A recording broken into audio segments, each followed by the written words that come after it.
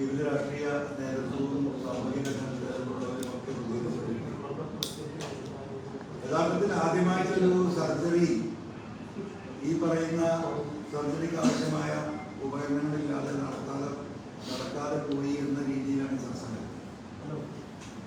പക്ഷെ കേരളത്തിലെ ആരോഗ്യ മേഖല രണ്ടാം പിണറായി സർക്കാരിന് ശേഷം അങ്ങേയറ്റത്തെ പരിപൂർണ പരാജയമാണ് എന്ന് ആ മേഖലയുമായി ബന്ധപ്പെട്ട് നിൽക്കുന്നവർക്കും രോഗികളായി ആശുപത്രിയിൽ എത്തിയവർക്കും ബുദ്ധിമുട്ടുണ്ട്.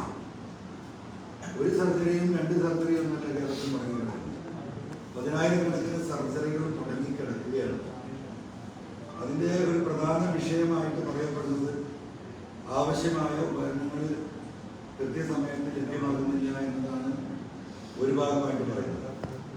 ആ വിഷയത്തെ നമ്മൾ അന്വേഷിക്കുമ്പോൾ നമുക്ക് മനസ്സിലാക്കാൻ കഴിയുന്നത് സർക്കാരിന് ഹെൽത്ത് ഡിപ്പാർട്ട്മെന്റിൽ നിന്ന് ഇത് സപ്ലൈ ചെയ്യുന്ന KMCL-നടക്കം കോടാനക്കോടി രൂപയുടെ ബില്ലുകൾ പെൻഡിങ് ആയി കിടക്കുകയാണ്. ഒരു നാടിൻ്റെ നട്ടെല്ലാണ്, ഒരു ഗവൺമെന്റിന്റെ നട്ടെല്ലാണ് ആരോഗ്യരംഗം.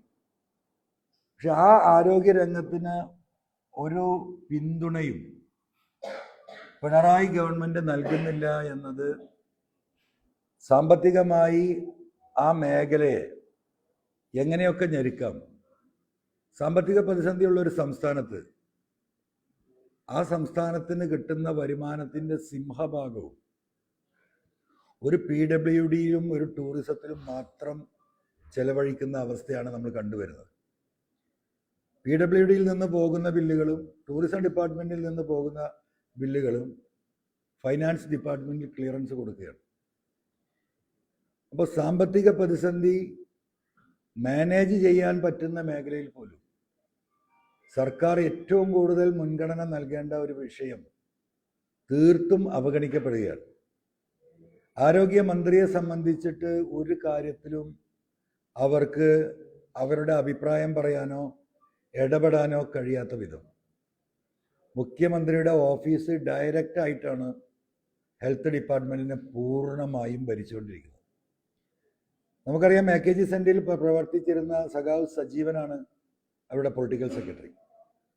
ആ പൊളിറ്റിക്കൽ സെക്രട്ടറിയുടെ നിയന്ത്രണത്തിന് പരിപൂർണമായും വിധേയമായി ഒപ്പധികാരം മാത്രമുള്ള ഒരു മന്ത്രിയാക്കി ആരോഗ്യമന്ത്രി വീണ ജോർജിനെ സൈഡ് ലൈൻ ചെയ്തിട്ടുണ്ട് എന്നത് കഴിഞ്ഞ 4 വർഷം അല്ലെങ്കിൽ 3.5 വർഷം ആ മുന്നണിയോടൊപ്പം ഒരു MLA എന്ന നിലക്ക് പല വിഷയങ്ങളിലും, നിലമ്പൂരിലെ ജില്ലാ ആശുപത്രിയുടെ വിഷയമായാലും മഞ്ചേരി മെഡിക്കൽ കോളേജിൻ്റെ വിഷയമായപ്പോഴും മറ്റു ഹെൽത്ത് സെൻ്ററുകളുടെ വിഷയമായപ്പോഴും ഇടപെട്ടപ്പോൾ വ്യക്തിപരമായി എനിക്ക് ബോധ്യപ്പെട്ടിട്ടുള്ളതാണ്.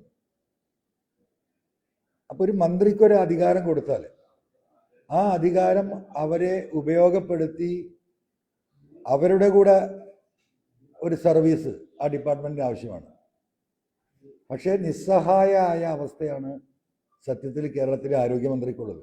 മറ്റു പല മന്ത്രിമാർക്കും അതേ അവസ്ഥാവിശേഷമുണ്ട്. 16-21 നമുക്കറിയാം, ടീച്ചർ ഇത് ഭരിച്ചിരുന്ന കാലത്ത് കൊറോണ ഉൾപ്പെടെയുള്ള ഘട്ടത്തിൽ വളരെ നല്ല രീതിയിൽ പ്രവർത്തിച്ചിരുന്ന ഒരു ആരോഗ്യ മേഖലയായിരുന്നു കേരളത്തിലുണ്ടായിരുന്നത്. പക്ഷേ അവർക്ക് കേരളത്തിലെ ജനങ്ങളിൽ നിന്ന് കിട്ടിയ അംഗീകാരവും അവരുടെ അധികാര പാഠവും പിന്നീടത് എന്താ പറയുക, ഞാൻ ഈ പറയുന്നത് പോലെ അവരുടെ ആ ഉയർച്ചയെ തടയിടുക എന്ന ദുരുദ്ദേശത്തോട് കൂടിയിട്ടാണ് പാർട്ടിയുടെ കൂടെ ഭാഗമായിരുന്ന ടീച്ചറെ ഉൾപ്പെടെ, തോമസ് ഐസക്കിനെ ഉൾപ്പെടെ, G. സുധാകരനെ ഉൾപ്പെടെ മാറ്റി നിർത്തിയത് എന്ന് നമുക്കെല്ലാവർക്കും അറിവുള്ളതാണ്. പക്ഷെ അതിൻ്റെ ദുരന്തം അനുഭവിക്കുന്നത് കേരളത്തിലെ ജനങ്ങളാണ്. ഇപ്പം ഈ വിഷയം ഇവിടെ ചർച്ച ചെയ്യപ്പെടുന്നത് നിങ്ങൾ മനസ്സിലാക്കേണ്ട ഒരു കാര്യം, പൊതുപ്രവർത്തകരും സാമൂഹിക സംഘടനകളും മുമ്പ് ആശുപത്രിയുടെ വികസനത്തിലും അവിടുത്തെ പ്രവർത്തനത്തിലുമൊക്കെ നന്നായിട്ട് നമ്മുടെ കേരളത്തിലെ ആളുകൾ ഇടപെട്ടിരുന്നു. പക്ഷേ ആശുപത്രിയുടെ അകത്തേക്ക് കോമ്പൗണ്ടിലേക്ക് പോലും കയറാൻ കഴിയാത്ത വിധമുള്ള വലിയൊരു നിയമം 2023 ഇവിടെ കേരളത്തിൻ്റെ നിയമസഭ പാസ്സാക്കുകയുണ്ടായി. എൻ്റെ ഓർമ്മ ശരിയാണെങ്കിൽ പത്തനംതിട്ടയുമായി ബന്ധപ്പെട്ട് പത്തനംതിട്ട ജില്ലാ ആശുപത്രിയിൽ ഒരു ലേഡി ഡോക്ടറെ ഒരു രോഗി കുത്തി പരിക്കേൽപ്പിച്ചാൽ മരണപ്പെടുന്ന ഒരു വളരെ ദാരുണമായ സംഭവം ഉണ്ടായി. ആ സംഭവത്തിനെ ബേസ് ചെയ്തുകൊണ്ട് ചില പ്രതിഷേധങ്ങൾ കേരളത്തിൽ ഉയർന്നപ്പോൾ അതിനെ മറികടക്കാൻ വേണ്ടിയിട്ട് പെട്ടെന്ന് അന്നുണ്ടാക്കിയൊരു നിയമം ഉണ്ടായിരുന്നു. ഈ പറയുന്ന മെഡിക്കൽ സ്റ്റാഫിനും മെഡിക്കൽ ഇൻസ്റ്റിറ്റ്യൂഷൻസിനും ഇത്തരത്തിലുള്ള വയലൻസിൽ നിന്നുള്ളൊരു പ്രൊട്ടക്ഷൻ കൊടുക്കുക എന്ന രീതിയിൽ അന്ന് കൊണ്ടുവന്ന ഒരു അമെൻമെൻറ്റ്. ആ അമെൻമെൻറ്റിൻ്റെ ആ ബില്ലിൻ്റെ പേര് Kerala health service persons and health service institutions prevention of violence and damage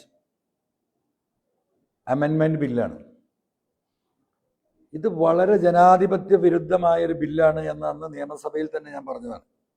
ഞാൻ ഈ ബില്ലിന് അനുകൂലമായിട്ട് അന്ന് വിപ്പുണ്ടായിട്ട് പോലും അതിന് കൈപൊന്തിക്കാതെ നിയമസഭയിൽ നിന്ന് ഇറങ്ങി വന്ന ആളാണ്. കാരണം ഇന്നിപ്പോൾ ഫോറസ്റ്റിൽ എന്താണ് സംഭവിക്കുന്നത്? ഫോറസ്റ്റിന്റെ അകത്ത് നടക്കുന്ന ഒരു കാര്യങ്ങളും ജനങ്ങൾക്ക് അറിയാനോ പൊതുപ്രവർത്തകർക്ക് അറിയാനോ പഞ്ചായത്ത് പ്രസിഡന്റിന് ഇടപെടാനോ കഴിയില്ല.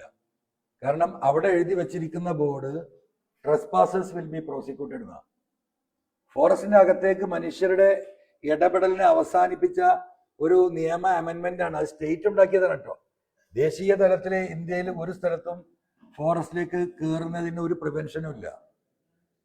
അപ്പൊ ഇവിടെ എങ്ങനെയാണോ ഫോറസ്റ്റിനെ കൈക്കലാക്കിയത് അതുപോലെയാണ് 2023 ഈ prevention of violence and damage of health persons and institutions എന്ന് പറയുന്ന ഈ ബില്ല് വഴി ഉണ്ടാക്കിയത്.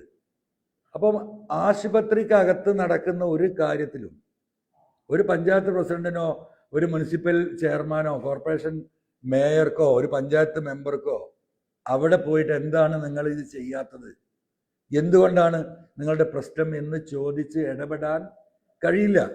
ആ നിയമം സസൂക്ഷ്മം നമ്മൾ പഠിച്ചു കഴിഞ്ഞാൽ ഒരു മെഡിക്കൽ ഓഫീസറുടെ ഉദ്യോഗസ്ഥന്റെ കണ്ണിലേക്ക് രൂക്ഷമായി നോക്കിയാൽ പോലും അവരെ ഭീഷണിപ്പെടുത്തി എന്ന് പറഞ്ഞുകൊണ്ട് ഈ പറയുന്ന എന്താ പറയുക അവരുടെ കൃത്യനിർവഹണം തടസ്സപ്പെടുത്താൻ PDDP ആക്ട് ഉപയോഗിച്ച് ജയിലിലടക്കാവുന്ന നിയമം ഉണ്ടാക്കിയത് പിണറായിയാണ് 2023. ഇവിടുത്തെ ഹെൽത്ത് സർവീസിൽ എല്ലാവർക്കും പ്രൊട്ടക്ഷൻ കൊടുക്കണം, യാതൊരു തർക്കവുമില്ല. വലിയ ത്യാഗത്തോട് കൂടിയിട്ട് രാപ്പകലില്ലാതെ ഡോക്ടർ ഹാരിസിനെ പോലെയുള്ള എന്താ പറയുക ആയിരക്കണക്കിന് മെഡിക്കൽ സ്റ്റാഫ് ഇവിടെ വർക്ക് ചെയ്യുന്നുണ്ട്, നമുക്കറിവുള്ളതാണ്. പക്ഷേ നല്ല പുഴുക്കുത്തുകൾ ഇതിലുണ്ട്. ഇവിടെ കേരളത്തിലെ എല്ലാ സർവീസ് മെഡിക്കൽ കോളേജ് ആയാലും ജില്ലാ ആശുപത്രി ആയാലും അവിടുത്തെ മെഷീനുകൾ, സ്കാനിങ് മെഷീൻ ആവട്ടെ, ലേബ് ആവട്ടെ, എക്സ്റേ മെഷീനുകളാവട്ടെ, മറ്റുള്ള ഡയാലിസിസ് മെഷീനുകളാവട്ടെ, ഈ മേഖലയിലാകെ വലിയ മാഫിയ സംഘങ്ങൾ ഇത് പ്രവർത്തനരഹിതമാക്കുന്നതിന് പ്രവർത്തിക്കുന്നുണ്ട്. അതാണ് നിങ്ങൾ മനസ്സിലാക്കേണ്ടത്.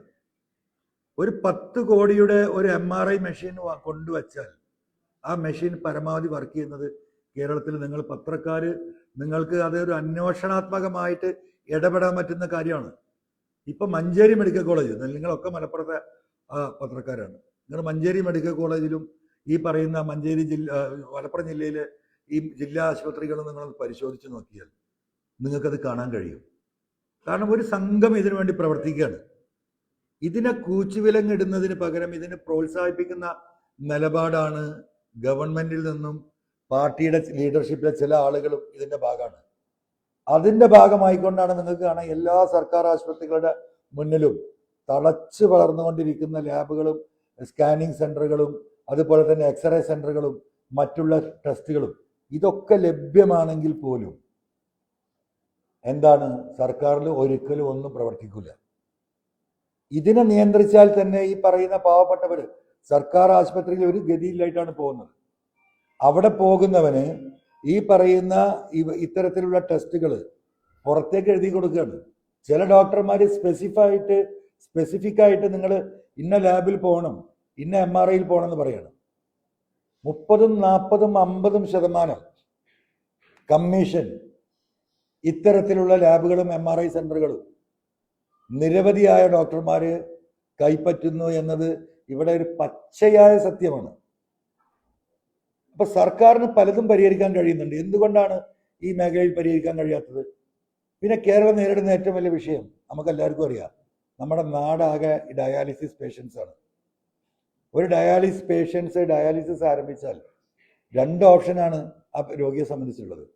ഒന്നുകിൽ ആ ഡയാലിസിസ് ചെയ്ത് അങ്ങനെ മരിക്കണം, അല്ലെങ്കിൽ ഡയാലിസിസ് പോലും റിയാക്ട് ചെയ്യാത്തൊരു ഘട്ടത്തിൽ വരുമ്പം ഈ കിഡ്നി ട്രാൻസ്പ്ലാന്റ് ചെയ്യണം. കേരളത്തിൽ ഇത്ര മെഡിക്കൽ കോളേജ് ഉണ്ട്. ഇവിടെ മജ്ജ മാറ്റിവെക്കൽ ശസ്ത്രക്രിയയൊക്കെ തുടങ്ങി, ലിവർ മാറ്റിവെക്കൽ ശസ്ത്രക്രിയയൊക്കെ വലിയ രീതിയിൽ സർക്കാരും ഹെൽത്ത് ഡിപ്പാർട്ട്മെൻറ്റും ആഘോഷിക്കലുണ്ട്. എൻ്റെ കേരളത്തിൽ ഒരു മെഡിക്കൽ കോളേജിലും കിഡ്നി ട്രാൻസ്പ്ലാന്റേഷൻ നടക്കാത്തത് എന്തുകൊണ്ടാണ്? കിഡ്നി ട്രാൻസ്പ്ലാന്റേഷൻ എന്ന് പറയുന്നത് വളരെ ഒരു സിമ്പിൾ മെത്തഡോളജിയിലേക്ക് ശാസ്ത്ര പുരോഗതി ഉണ്ടായി. ഒരു ആവറേജ് ഹോസ്പിറ്റലുകളിൽ, കേരളത്തിലെ പ്രൈവറ്റ് ഹോസ്പിറ്റലുകളിൽ കിഡ്നി ട്രാൻസ്പ്ലാന്റേഷൻ നടക്കുമ്പോൾ ഇന്ത്യയിലെ ഏറ്റവും വലിയ ഹെൽത്ത് കെയർ എന്ന് സർക്കാർ കൊട്ടിഘോഷിക്കുന്ന സർക്കാർ ആശുപത്രികളിൽ എന്തുകൊണ്ട് കിഡ്നി ട്രാൻസ്പ്ലാന്റേഷൻ നടക്കുന്നില്ല എന്നത് വളരെ ഗൗരവതരമായിട്ട് ഈ സമൂഹം കാണേണ്ട ഒരു വിഷയമാണ്. അപ്പോൾ ഇവിടെ ഈ മുളച്ചു പൊങ്ങുന്ന പ്രൈവറ്റ് ഹോസ്പിറ്റലുകൾ, അവരെ സഹായിക്കുന്ന ഒരു നിലപാട് മുഖ്യമന്ത്രിയുടെ ഓഫീസിൽ നിന്ന് ഇതിൻ്റെ അരികു പറ്റുന്നവർ, ഇതിൻ്റെ കമ്മീഷൻ പറ്റുന്നവർ, ഞാൻ ഈ ആദ്യം പറഞ്ഞ ഈ മാഫിയ സംഘങ്ങളോടൊപ്പം പ്രവർത്തിക്കുന്നവർ, അത് പരിശോധനാ വിധേയമാക്കേണ്ട ഒരു കാര്യമാണ്. കാരണം ഈ ഇരിക്കുന്ന ഞാനും ഈ പറയുന്നത് കേൾക്കുന്ന ജനങ്ങളും നമ്മൾ ആരൊക്കെയാണ് ഈ പറയുന്ന രോഗങ്ങൾക്ക് അടിമയെന്ന് നമുക്ക് പറയാൻ കഴിയില്ല. ഇവിടെ ഈ ഹെൽത്ത് ഇൻസ്റ്റിറ്റ്യൂഷനുകളെ നിയന്ത്രിക്കുന്നതിനൊരു ബില്ല് ഇവിടെ കൊണ്ടുവന്നിരുന്നു. സർക്കാർ ചില റേറ്റുകളൊക്കെ നിശ്ചയിച്ചിരുന്നു.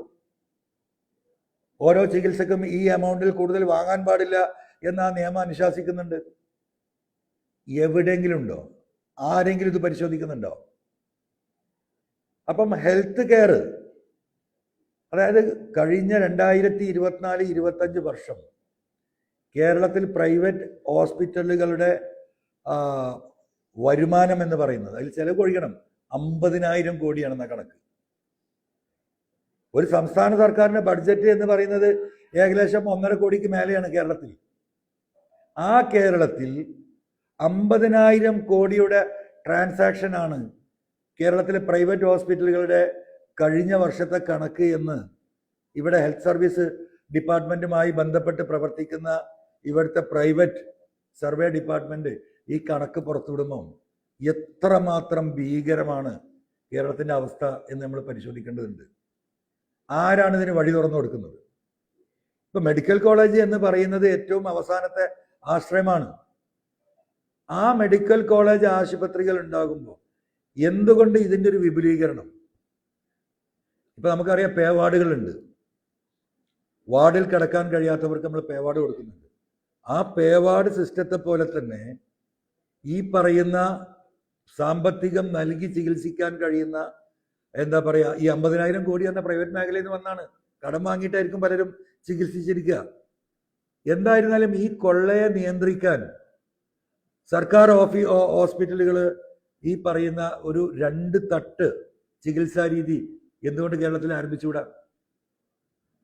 അവിടുന്ന് കിട്ടുന്ന വരുമാനം ഈ പാവപ്പെട്ടവരെ, എന്താ പറയാ, സാമ്പത്തികമായി പിന്നോക്കം നിൽക്കുന്നവർക്ക് ചികിത്സാ ഫണ്ടിന് വേണ്ടി ഉപയോഗപ്പെടുത്താൻ പറ്റും. ആശുപത്രിയിൽ വലിയ വികസനം നടത്താൻ സാധിക്കും. ഇപ്പൊ എന്താ കേരളത്തിലെ ആശുപത്രികൾ നേരിടുന്ന ഏറ്റവും വലിയ വിഷയം? ഞാൻ വളരെ, എന്താ പറയാ, സീരിയസ് ആയി ഇടപെട്ടിട്ടുള്ള ഒരു മേഖലയാണ് ആരോഗ്യം. നമ്മുടെ സർക്കാർ ആശുപത്രികൾ ഇന്നിപ്പോൾ നേരിടുന്നുണ്ട്. ഇപ്പം നിലമ്പൂർ ഹോസ്പിറ്റൽ തന്നെ എടുക്കുക, 100 കോടി രൂപ നാഷണൽ ഹെൽത്ത് മിഷൻ ജില്ലാ ആശുപത്രിക്ക് അനുവദിച്ചിട്ട് 3 കൊല്ലമായി. ആ കെട്ടിടം കെട്ടാൻ സ്ഥലമില്ല. അപ്പൊ സ്ഥലപരിമിതി നമ്മുടെ എല്ലാ ഹെൽത്ത് കെയർ സെന്ററുകളിലും വലിയ വിഷയമാണ്. അപ്പൊ അവിടെ തന്നെ പിന്നെയും തിക്കി തിരക്കി, എന്താ പറയാ, കെട്ടിടങ്ങൾ ഉണ്ടാക്കുകയാണ്. എന്തുകൊണ്ട് ഇതൊന്ന് എക്സ്പാൻഡ് ചെയ്തുവിടാം? ആ സ്ഥലത്ത് തന്നെ ഇത് കുഴിച്ചിടണം. ചെറിയ പ്രായോഗിക ബുദ്ധിമുട്ടുകൾ ഉണ്ടെങ്കിലും തൊട്ടടുത്ത സ്ഥലങ്ങൾ കണ്ടെത്തി ഇതിന്റെ എക്സ്പാൻഷൻ കേരളത്തിൽ നടത്താതെ ഇപ്പൊ നിലവിലുള്ള ഹോസ്പിറ്റലുകൾ മുഴുവനും സർക്കാർ ആശുപത്രികൾ സ്ഥലപരിമിതിയിൽ ശ്വാസം മുട്ടുകയാണ്. 1,20,000 കോടി ഇവിടെ ചെലവാക്കിയെന്ന് വീമ്പിളക്കുന്നുണ്ട് കിഫ്ബി വഴി. പക്ഷെ ആശുപത്രികളുടെ അവസ്ഥ ഇന്നും അതിദയനീയമാണ്. അപ്പോൾ ഇവിടെ ഈ പ്രൈവറ്റ് ഹോസ്പിറ്റലുകൾ തളച്ച് വളരണമെന്ന് ആഗ്രഹിക്കുന്ന രീതിയിലുള്ള നിലപാടുകളാണ്. അതിൽ ഏറ്റവും നമുക്ക് എടുത്തു പറയാവുന്ന ഒരു കാര്യം ഈ പറയുന്ന കിഡ്നി ട്രാൻസ്മിഷൻ ഇവിടെ നടക്കേണ്ട അളവിൽ ഇവിടെ നടക്കുന്നില്ല.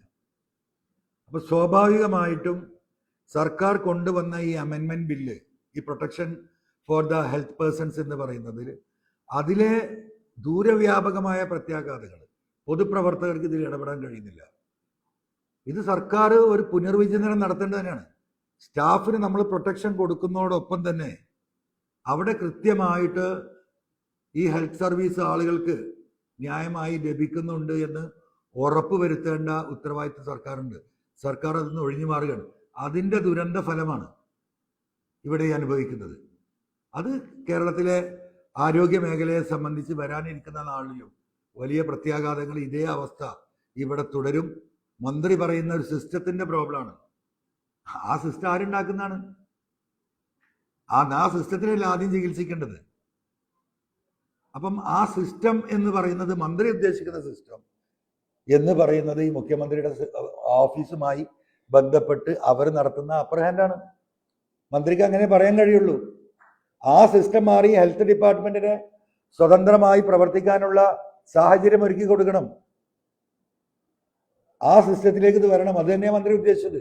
രണ്ടാമത്തെ കാര്യം, ആദ്യം എങ്ങനെയായിരുന്നു സർക്കാർ ഇതിനെ കൈകാര്യം ചെയ്തത്? ഹാരിസ് പറഞ്ഞ സ്റ്റേറ്റ്മെന്റ് കള്ളമാണ്, ശരിയല്ല എന്ന രീതിയിലായിരുന്നു. ഇപ്പൊ രണ്ടാമത് മന്ത്രി കാര്യങ്ങൾ പഠിച്ചപ്പോൾ എന്താ പറഞ്ഞത്? ഡോക്ടർ ഹാരിസ് സത്യസന്ധനായ ഉദ്യോഗസ്ഥനാണ്, ഹാർഡ് വർക്കിംഗ് ആണ്, സിൻസിയർ ആണ് എന്ന് പറഞ്ഞാൽ ഡോക്ടർ ഹാരിസ് പറഞ്ഞ ഈ കാര്യം സത്യസന്ധല്ലേ? അപ്പോൾ ഒരു ഭാഗത്ത് ഹാരിസ് സത്യസന്ധനാണെന്ന് പറയുകയും മറുഭാഗത്ത് ഹാരിസ് പറഞ്ഞ കാര്യങ്ങൾ ശരിയല്ല എന്ന് ഗവൺമെന്റിന്റെയും പാർട്ടിയുടെയും ഉത്തരവാദിത്തപ്പെട്ട ആളുകൾ വാദിക്കുകയും ചെയ്യുമ്പോൾ കേരള ജനത ആരെ മുഖവിലക്കെടുക്കുക? ഈ സത്യസന്ധനായ ഈ ഡോക്ടർ തന്നെയാണ്. മറ്റൊരു കാര്യം നമ്മൾ മനസ്സിലാക്കേണ്ടത്, അദ്ദേഹം പറഞ്ഞൊരു രീതിയുണ്ട്. അദ്ദേഹം പറഞ്ഞത്, എന്നെ പൊതുസമൂഹമാണ് പഠിപ്പിച്ചത്, സർക്കാരാണ് പഠിപ്പിച്ചത്. ലക്ഷക്കണക്കിന് ഉറുപ്പിക ചെലവാക്കിയാണ് ഞാൻ ഡോക്ടറാവുന്നത്. ജനങ്ങളുടെ നീതിയാണ്, നികുതി പണത്തിലാണ് ഞാൻ പഠിച്ചത്. അതുകൊണ്ട് ഈ ജനങ്ങളെ സർവ് ചെയ്യേണ്ട കമ്മിറ്റ്മെന്റ് എനിക്കുണ്ട്. അതിന്റെ മോറൽ റെസ്പോൺസിബിലിറ്റിയാണ്. അത് ഗൗരവതരമായൊരു വിഷയമാണ്. കാരണം ഒരു മെഡിക്കൽ കോളേജിൽ നിന്ന് ഒരു MBBS ഡോക്ടറെ പഠിപ്പിച്ചിറക്കാൻ നമ്മുടെ സർക്കാരിന് 25 തൊട്ട് 30 ലക്ഷം രൂപ ചിലവുണ്ട്. അത് നമ്മൾ കൊടുക്കുന്ന ചിലവാണ്. PG ആകുമ്പോൾ ഏകദേശം ഒരു 10-70 ലക്ഷത്തിലേക്ക് അത് പോകും. 1 കോടി വരെ പോകുന്നുണ്ട് ഒരാളെ പഠിപ്പിക്കാൻ. പക്ഷേ ഇവർക്ക് ലോകത്തെ വിവിധ രാജ്യങ്ങളെ നമ്മൾ പരിശോധിച്ചു കഴിഞ്ഞാൽ അവർക്ക് എന്താ പറയുക, കമ്പൽസറി കമ്മിറ്റ്മെന്റ് സർവീസ് കൊടുക്കണം സർക്കാരിന്. എന്തുകൊണ്ടാണ് അങ്ങനെ തീരുമാനം എടുക്കാത്തത്? ഇവിടെ സർക്കാരിൽ നിന്ന് പഠിച്ചിറങ്ങുന്ന, മെറിറ്റിൽ പഠിച്ചിറങ്ങുന്ന വിദ്യാർത്ഥികൾ ഡോക്ടറായി ഇറങ്ങുമ്പോൾ ഏറ്റവും ചുരുങ്ങിയത് ഒരു 10 വർഷമെങ്കിലും സർവീസ് ഇവിടെ കമ്മിറ്റഡ് ആവണം. ജനങ്ങളുടെ നികുതി പണം കൊണ്ട് പഠിച്ചിറങ്ങിയാൽ നേരെ വിദേശത്തേക്കാണ് പോകുന്നത്. ഈ നാടിന് ജനങ്ങൾക്കും ഒരു എന്താ പറയുക, 1 രൂപയുടെ ഉപകാരം ഈ രാജ്യത്തിന് ഉണ്ടാവുന്നില്ല. അപ്പൊ സർക്കാർ ഗൗരവമായിട്ട് ആലോചിക്കേണ്ട ഒരു വിഷയമാണ്. അല്ലാതെ നമ്മൾക്ക് ഈ ഹെൽത്ത് കെയർ ആത്മാർത്ഥമായി വിചാരിച്ച് പരിശ്രമിച്ചാൽ പരിഹരിക്കാൻ കഴിയുന്ന ഒരു സംഗതിയാണ്. അതിലേക്ക് സർക്കാർ ഇത്തരത്തിലുള്ള ഈ prevention of protection of institutions and persons of health care എന്ന് പറയുന്നതിൽ അനാവശ്യമായി അന്നത്തെ ഒരു ധൃതിയിൽ കുത്തിത്തിരകിയ നിയമങ്ങളിൽ ഭേദഗതി വരുത്തണം. സോഷ്യൽ ഓഡിറ്റിന് വിധേയമാകണം സർക്കാർ ആശുപത്രികൾ. അതിന് ജനപ്രതിനിധികൾക്ക് അതിനുള്ള ഉണ്ടായിരുന്ന സാഹചര്യം എടുത്തു കളഞ്ഞ ഈ അമെൻമെന്റ് ബില്ലിൽ അത് ഭേദഗതി വരുത്തണം. ഈ കാര്യങ്ങളാണ് ഈ വിഷയവുമായിട്ട് കൃത്യമായിട്ട് പറയാനുള്ളത്.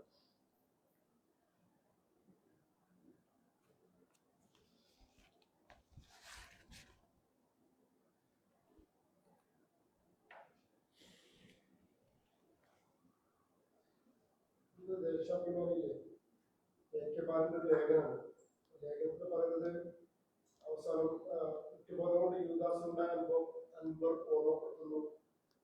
അൻവറിനെ കാത്തിരിക്കുന്നത് യുവദാസിന്റെ അനുഭവമാണ്. പുള്ളിന്റെ അനുഭവം എന്താ? ഈ പറയുന്ന ആളിപ്പോ എവിടെ ഇരിക്കുന്നത്? ഈ പറയുന്ന ആള് വീട്ടിലിരിക്കല്ലേ? ആലത്തൂര് ഒരു പണിയില്ലാതെ അങ്ങനെ വീട്ടിലിരിക്കേണ്ട ആളല്ലല്ലോ. അപ്പം അതൊക്കെ അനുഭവിച്ച ആളുകളാണ്. ഇനി എന്തെങ്കിലും അൻവറിനെതിരെ പറഞ്ഞിട്ട് പിണറായിൻ്റെ അടുത്ത് എന്തെങ്കിലും ഒരു സൗകര്യം എവിടെയെങ്കിലും കിട്ടുമെന്ന് നോക്കുകയാണ്. പുള്ളിയൊക്കെ എവിടെ എത്തിയിരിക്കുക എന്നുള്ളത് നിങ്ങൾ പാലക്കാട് ജില്ലയിൽ പോയി അന്വേഷിച്ചാൽ മതി. PV അൻവർ ഈ പൊതുരംഗത്ത് ജനങ്ങളുടെ ഇടയിൽ തന്നെ ഉണ്ട്. സഖാവ് ബാലേട്ടനോട് പറയാനില്ല. അതാണ് അവനവൻ്റെ കാര്യം ബാലേട്ടൻ നോക്കിയാൽ ഇനിയില്ല കുറച്ച് കാലമെങ്കിലും എന്താ പറയുക അങ്ങനെ നിറഞ്ഞു നിൽക്കുക. പിണറായിസം കേരളത്തിൽ അവസാനിച്ചുകൊണ്ടിരിക്കുകയാണ്. അതിൻ്റെ അവസാനത്തെ ആണി നിലമ്പൂരിൽ അടിച്ചു കഴിഞ്ഞു. ഇതന്നെ ഞാൻ പറഞ്ഞിരുന്നത്. അപ്പോൾ അതിന് ബാക്കി മണി മുഴങ്ങിക്കൊണ്ടിരിക്കുകയാണ്. ഇനി വെറുതെ പിണറായിസം താങ്ങി നടന്നിട്ട് ഇപ്പം ആ നാട്ടിൽ അദ്ദേഹത്തിന് ആ പഞ്ചായത്തിലെങ്കിലും ചെറിയ നിലയും വിലയുണ്ട്. അത് ദയവായി ബാലേട്ടൻ കളയരുത് എന്നാണ് ആ വിഷയത്തിൽ സഖാവ് ബാലേട്ടനോട് എനിക്ക് പറയാനുള്ളത്.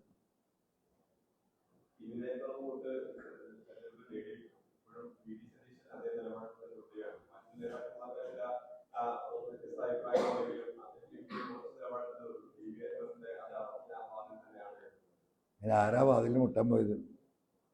നമ്മൾ വാതിൽ അടച്ചെന്ന് ഇറങ്ങിയതല്ലേ. ആ ഇറക്കം, ആ നടത്തം തുടരുകയാണ്. ഞങ്ങളെ സംബന്ധിച്ച് കേരളത്തിലെ പാർട്ടി സംഘാടനവും 22 നവംബറിൽ വരാൻ പോകുന്ന ത്രിതല പഞ്ചായത്ത് തിരഞ്ഞെടുപ്പിൽ പരമാവധി ആളുകളെ മത്സരിപ്പിച്ച് അത് സംഘടനാശേഷി വർദ്ധിപ്പിച്ച് സാധാരണക്കാരായ ആളുകൾക്കും പ്രവർത്തകർക്കും ഈ ത്രിതല പഞ്ചായത്തിലെ ഭരണത്തിലെത്തി നാട്ടിലെ ജനങ്ങളുടെ വിഷയങ്ങൾ ഉയർത്തി കൊണ്ടുവരാനുള്ള ഒരു സാഹചര്യം ഒരുക്കുന്ന രാഷ്ട്രീയ പ്രവർത്തനവുമായി ഞങ്ങൾ സജീവമായി മുന്നോട്ട് പോകുന്നു.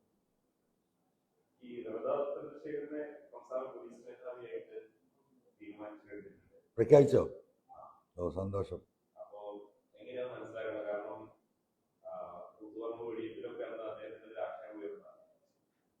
അല്ല, അത് സ്വാഭാവികമായി അന്നത്തെ രാഷ്ട്രീയ സാഹചര്യം, ഒരു മന്ത്രിയുടെ ജീവൻ രക്ഷിക്കുന്ന വിഷയം, അന്നത്തെ അവിടെ നടന്ന ലോ ആൻഡ് ഓർഡർ സിറ്റുവേഷൻ എന്താണെന്ന് നമുക്കറിയില്ല.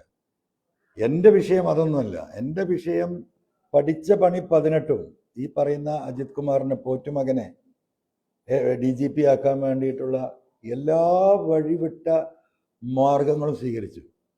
നിങ്ങളിതിൽ മനസ്സിലാക്കേണ്ടത് UPSC എന്ന് പറയുന്ന കേന്ദ്ര ഈ ഏജൻസി അത് കൃത്യമായ ചില മാനദണ്ഡങ്ങളുടെ അടിസ്ഥാനത്തിൽ രൂപീകരിക്കപ്പെട്ട് സുപ്രീം കോടതി വരെ UPSC ആണ് ഈ കാര്യത്തിൽ അവസാനത്തെ ഫൈനൽ ലിസ്റ്റ് അവർ പ്രഖ്യാപിക്കുന്ന ലിസ്റ്റിൽ നിന്ന് ആ 3 ആളുകളിൽ നിന്ന് DGPയെ നിയമിക്കാൻ പാടുള്ളൂ കൃത്യമായ മാർഗനിർദ്ദേശം കൊടുത്തിട്ട് അതിനെപ്പോലും ഒരു സിസ്റ്റത്തെ മറികടക്കാനാണ് മുഖ്യമന്ത്രി പരിശ്രമിച്ചത്.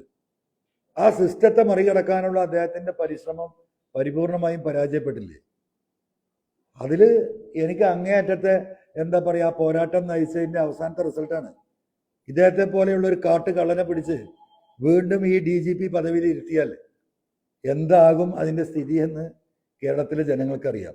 എന്നിട്ടും അവസാന നിമിഷം വരെ പോറ്റുമകന് വേണ്ടി അവസാന ശ്വാസം വരെ ഞാൻ പോരാടുമെന്ന് പറഞ്ഞതുപോലെ പോരാടി പരാജയപ്പെട്ട് UPSC കൊടുക്കുന്ന ലിസ്റ്റിൽ നിന്ന് ഒരാളെ നിയമിക്കേണ്ട ഗതികേടിൽ പിണറായി വിജയൻ എത്തിയിട്ടുണ്ടെങ്കിൽ PV അൻവർ നടത്തിയ പോരാട്ടത്തിൽ വസ്തുതയുണ്ട്. എനിക്ക് നല്ല എന്താ പറയുക ചാരിതാർത്ഥ്യമുണ്ട്. മാത്രമല്ല ചരിത്രത്തിലാദ്യമായി കഴിഞ്ഞ 10 മാസത്തിനിടയ്ക്ക് പാർട്ടിയുടെ കഴിഞ്ഞ സെക്രട്ടേറിയറ്റ് യോഗത്തിൽ എന്തിനാണ് ഈ അജിത് കുമാറിനെ താങ്ങി നടക്കുന്നത് മുഖ്യമന്ത്രിയുടെ ഓഫീസ് എന്ന ചോദ്യം ഉയർന്നു എന്നാണ് പത്രമാധ്യമങ്ങളിൽ കൂടെ കേരളത്തിലെ ജനങ്ങൾ കണ്ടത്. അതിലും ഞാൻ സാറ്റിസ്ഫൈഡ് ആണ്.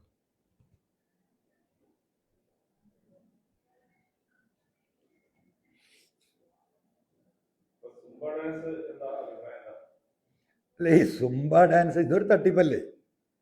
പിണറായിൻ്റെ ഏറ്റവും ലേറ്റസ്റ്റ് തട്ടിപ്പ് കേരളത്തിലെ ജനങ്ങൾ കുറെ ആളുകൾ അതിന്റെ പിന്നാലെ നടന്നു. എപ്പോഴാണ് ഈ ഡാൻസ് പൊട്ടിമുളച്ചത്? കേരളത്തിലെ നിലമ്പൂരിൽ തോറ്റ അമ്പി തകർന്ന തരിപ്പണമായി പിണറായിസത്തിന്റെ അവസാനത്തെ ആണി ജനങ്ങൾ അടിച്ചപ്പോൾ 2 ദിവസം ഈ ചർച്ചകൾ കത്തിക്കേറിയപ്പോൾ പെട്ടെന്ന് ഒരു എന്താ പറയാ സുംബ ഡാൻസ്. മുഖ്യമന്ത്രിയുടെ പ്രസ്താവന ഞാൻ കണ്ടു ഈ ഡാൻസുമായി ബന്ധപ്പെട്ട്. കുട്ടികൾ ഭയങ്കര സ്ട്രെസ്സിലാണ്. ഏത് കേരളത്തിലെ നമ്മളെ വിദ്യാർത്ഥികൾ ആ സ്ട്രെസ്സിൽ എന്താ ഒന്നാമത്തെ കാരണം? ഒരാവശ്യമില്ലാത്ത സിലബസ് കുത്തി നിറച്ചിട്ട് ജീവിതത്തിൽ ഒരിക്കലും ഉപകാരപ്പെടാത്ത കുറെ കാര്യങ്ങളാണ് നമ്മുടെ സ്കൂളുകളിൽ പഠിപ്പിക്കുന്നതിൽ നല്ലൊരു ശതമാനം. ഇതന്നെ കുട്ടികൾക്ക് താങ്ങാൻ വയ്യ. അതാണ് സ്ട്രെസ്സിന്റെ ഒരു കാര്യം. അത് പരിഹരിക്കേണ്ട മുഖ്യമന്ത്രി ഡാൻസ് കളിപ്പിക്കുകയാണ്. മനസ്സിലായില്ലേ? കാരണം ഈ രീതിയിൽ ഇതിനെ ഡൈവേർട്ട് ചെയ്യാൻ പറ്റുമോ? ഇപ്പൊ കേരളത്തിലുണ്ടായ പൊളിറ്റിക്കൽ ഡിസ്കഷനിൽ നിന്ന് ഈ ഗവൺമെന്റിന്റെ പതനം അധികം ആളുകൾ ചർച്ച ചെയ്യരുത്. അപ്പൊ കൊടുത്തൊരു ഡാൻസ് ഇട്ടു, അതിമ കയറി പലരും കൊത്തി. ഈ സ്ട്രെസ്സിനെ കുറിച്ച് പറയുന്ന മുഖ്യമന്ത്രിയോട് മലപ്പുറം ജില്ലയിലെ രക്ഷിതാക്കൾക്ക് ഒരു ചോദ്യം ചോദിക്കാനുണ്ട്. അതിനുകൂടി അദ്ദേഹം ഉത്തരം പറയണം. ഇവിടെ ഏറ്റവും കൂടുതൽ സ്ട്രെസ് അനുഭവിക്കുന്നത് ഇവിടുത്തെ +1-ലും +2-ലും പഠിക്കുന്ന കുട്ടികളാണ്. ഈ പറയുന്ന എന്താ പറയാ മലബാറിന് പുറത്തുള്ള സ്കൂളുകളിൽ എറണാകുളം, തിരുവനന്തപുരം, ഈ പറയുന്ന ആലപ്പുഴയും കൊല്ലമൊക്കെ എടുത്താൽ ഒരു ക്ലാസ്സിൽ 15-20 കുട്ടികളാണ്. അവിടെ ഡിവിഷൻ ഫാളാണ്. ആ സമയത്ത് മലപ്പുറത്ത് 90-100 കുട്ടികളാണ് ഒരു ക്ലാസ്സിൽ. അവിടെ മൈക്ക് വെച്ചിട്ട് അധ്യാപകർ ക്ലാസ് എടുക്കുക. അധ്യാപകർക്ക് 2 ഡെസ്കിൻ്റെ ഇടയിൽ കൂടെ നടന്നു പോകാനുള്ള വഴി പോലും അടച്ചിട്ട് അവിടെ സ്റ്റൂളും ബെഞ്ചും ഇട്ടിട്ട് 80-90-100 കുട്ടികൾക്ക് ഈ ജില്ലയിൽ കഴിഞ്ഞ 3-4 കൊല്ലമായി +1 +2 ക്ലാസ് എടുത്തുകൊണ്ടിരിക്കുക. എന്തേ മുഖ്യമന്ത്രി ഈ സ്ട്രെസ് ഒന്നും കാണാത്തത്? സ്ട്രെസ്സിനെ കുറിച്ച്, കുട്ടികളുടെ സ്ട്രെസ്സിനെ കുറിച്ച് പറയുന്ന ഒരു കാരണവർ സ്ഥാനത്ത് ഇരുന്നിട്ടാണ് അദ്ദേഹം പറയുന്നത്. അതിങ്ങനെ പറയുന്നുണ്ട്. അപ്പോൾ ആ സ്ട്രെസ്സിനെ കുറിച്ച് പറയുമ്പോൾ അങ്ങനെ തിരിഞ്ഞു നോക്കി, എന്താ ഡാൻസ്, ജുംബ ഡാൻസോ തുമ്പ ഡാൻസോ ഒന്നും അറിയില്ല. എന്തെല്ലാം നാടകങ്ങൾ. ഇതൊക്കെ എത്ര കാലത്തിന്റെ ചർച്ചയ്ക്ക് ശേഷം മുഖ്യമന്ത്രിയുടെ ഓഫീസിൽ നിന്ന് ഇതെന്താ പറയുക, ഒരു മാസ് സൈക്കോളജിയെ അട്ടിമറിക്കാൻ തെരഞ്ഞെടുപ്പ് റിസൾട്ടിന് കാത്തിരുന്നാണ്. അല്ലെങ്കിൽ അതിന് മുമ്പ് പ്രഖ്യാപനം ഉണ്ടാവില്ലേ? തെരഞ്ഞെടുപ്പ് നെഗറ്റീവ് ആണെങ്കിൽ ഇത് അടിച്ചു കയറ്റണം. ഇതുമ്പോ കുറെ ആളുകൾ കയറി കൊത്തും. കാര്യമായിട്ട് ഇപ്പൊ കേരളത്തിലെ കുട്ടികളുടെ പ്രശ്നം ഈ പറയുന്ന ഡാൻസാണ്. ഡാൻസ് നടക്കട്ടെ.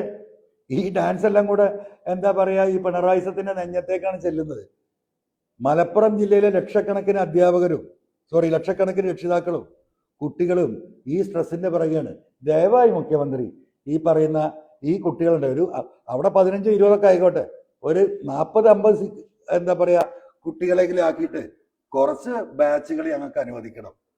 സ്ട്രെസ്സിനെ കുറിച്ച് താങ്കൾ ഇങ്ങനെ പറയുമ്പോൾ ആ സ്ട്രെസ് ഒന്ന് ഇറക്കി തന്നാൽ തിരക്കടില്ല എന്നുള്ള വളരെ വിനീതമായൊരു അഭ്യർത്ഥന ഈ മലപ്പുറത്തൊരു പൊതുപ്രവർത്തകൻ നിലക്ക് നമ്മളത് കണ്ടുകൊണ്ടിരിക്കുകയാണ്. അതാണ് ആ വിഷയത്തെക്കുറിച്ച്, ഡാൻസിനെ കുറിച്ച് എനിക്ക് പറയാനുള്ളത്. അദ്ദേഹം ആ എന്താ പറയാ നടത്തിയ ആ ട്രാപ്പിൽ എല്ലാവരും വീണു. നിലമ്പൂർ ഇലക്ഷൻ മറന്നു, പിണറായിസം പോയി, എല്ലാം പോയി. അതാണ്, വേറെ ഒന്നുമല്ല ഡാൻസ്.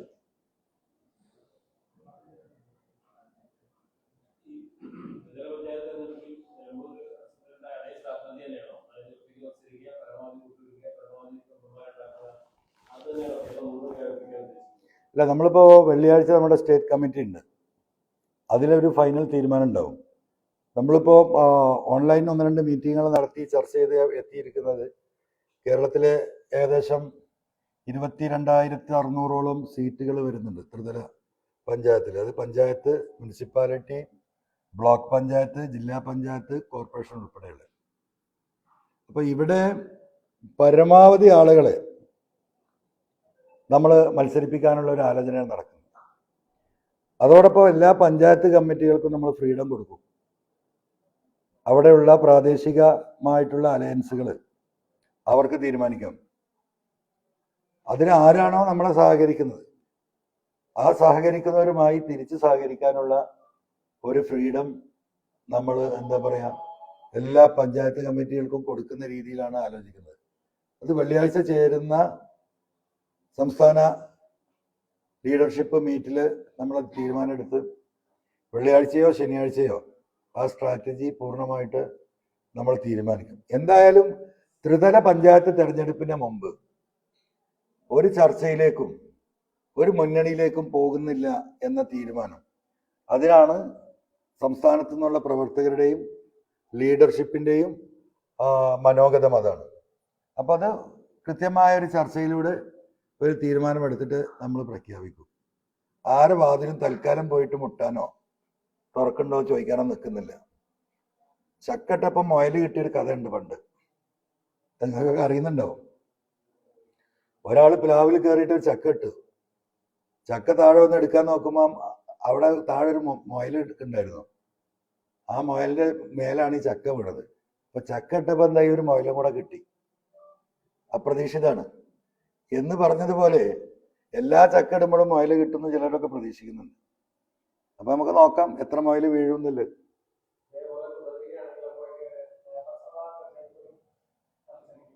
അതെ, പഞ്ചായത്ത് തെരഞ്ഞെടുപ്പോട് കൂടി ഈ ത്രിതല തെരഞ്ഞെടുപ്പോട് കൂടിയിട്ട് നമ്മളൊരു പൊളിറ്റിക്കൽ സിറ്റുവേഷൻ അറിയല്ലോ, സ്വാഭാവികമാണല്ലോ. ഒന്നുമില്ല.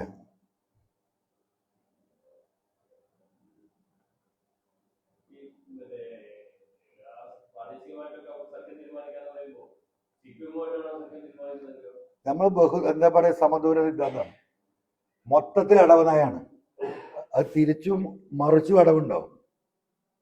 ത്രിതല പഞ്ചായത്ത് തെരഞ്ഞെടുപ്പ് എന്ന് പറയുന്നത് തീർത്തും 75% പ്രാദേശികമാണ്, നമുക്ക് എല്ലാവർക്കും അറിയാം. അതിൽ 25% പൊളിറ്റിക്സ് ഉള്ളൂ. അപ്പോൾ നമ്മൾ ചില വാർഡുകളിൽ ആരാണോ നമ്മളെ പിന്തുണക്കുന്നത്, 2 വാർഡിൽ നമുക്ക് ഒരു പഞ്ചായത്തിൽ പിന്തുണ നൽകുകയാണെങ്കിൽ മറ്റു രണ്ട് വാർഡിൽ ആ പിന്തുണ തന്ന ആ കക്ഷികൾക്ക് തിരിച്ചു നമ്മൾ പിന്തുണ കൊടുക്കാൻ എന്താ പ്രയാസം? നമ്മൾ വർഗീയ കക്ഷികളുമായി ഒഴികെയുള്ള എല്ലാ ജനാധിപത്യ സാമൂഹിക സാംസ്കാരിക പ്രാദേശിക സംഘടനകൾ, ഇപ്പൊ ഈ പറയുന്ന റെസിഡന്റ് അസോസിയേഷനുകൾ, ക്ലബുകൾ, പെയിൻ ആൻഡ് പാലിയേറ്റീവുമായി ബന്ധപ്പെട്ട് പ്രവർത്തിക്കുന്ന ചില ആരുമായും ജനങ്ങളുടെ പൊതുവിഷയത്തിൽ ഇടപെടുന്ന ആരുമായിട്ടും നമ്മൾ ഇടപെടും. ഇനിയിപ്പോൾ ഒരു പഞ്ചായത്തിൽ തന്നെ 2 വാർഡിൽ UDF നമുക്ക് പിന്തുണ എന്നാൽ 2 വാർഡിൽ അവർക്കും പിന്തുണ കൊടുക്കും. ആ പഞ്ചായത്തിൽ തന്നെ LDF 2 വാർഡിൽ നമുക്ക് പിന്തുണ എന്നാൽ ആ 2 വാർഡിൽ LDFന് പിന്തുണ കൊടുക്കും.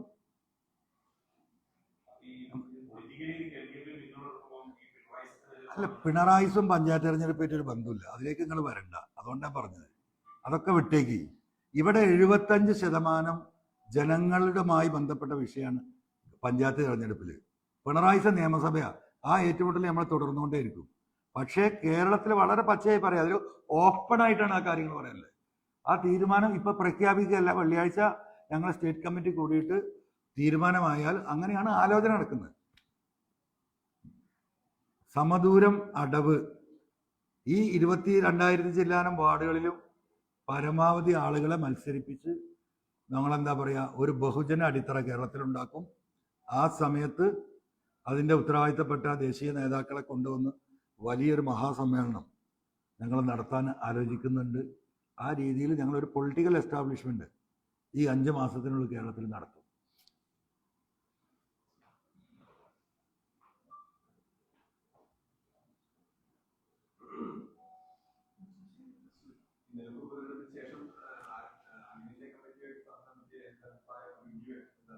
നമുക്ക് പരിപൂർണ ഫ്രീഡം ഇവിടുത്തെ പൊളിറ്റിക്കൽ സിറ്റുവേഷൻ വെച്ച് എടുക്കാനുള്ള നിർദ്ദേശം തന്നിട്ടുണ്ട്. ഓക്കെ.